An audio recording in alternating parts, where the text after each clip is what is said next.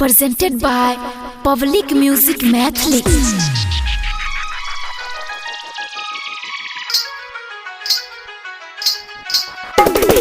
जाके तू ससुरा भूल गई हो तू न दिल जानी हो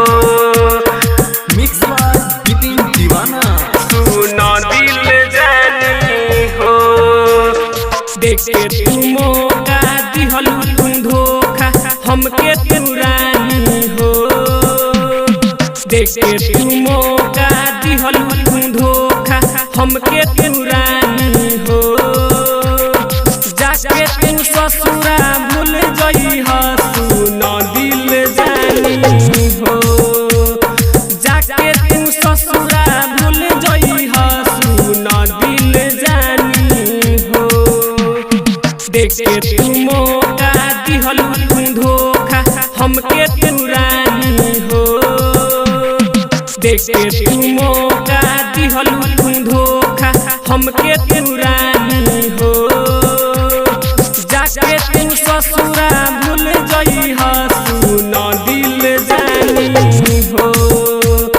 जाके तू ससुरा भूल गई हो तू न दिल जानी हो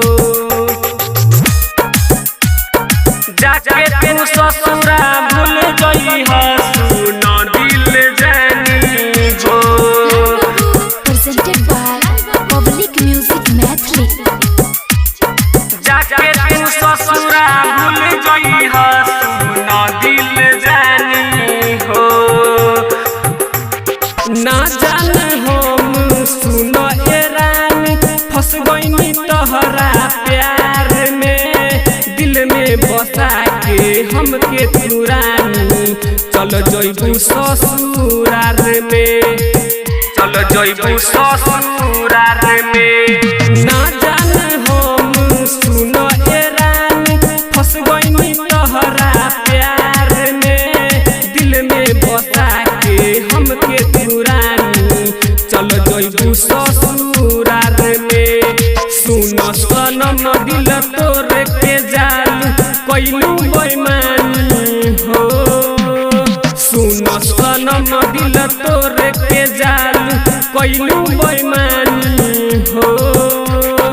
जाके तू ससुरा भूल गई हो तू न दिल जानी हो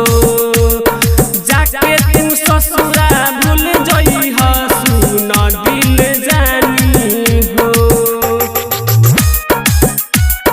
जाके तू ससुरा भूल गई हो तू न दिल जानी हो Presented by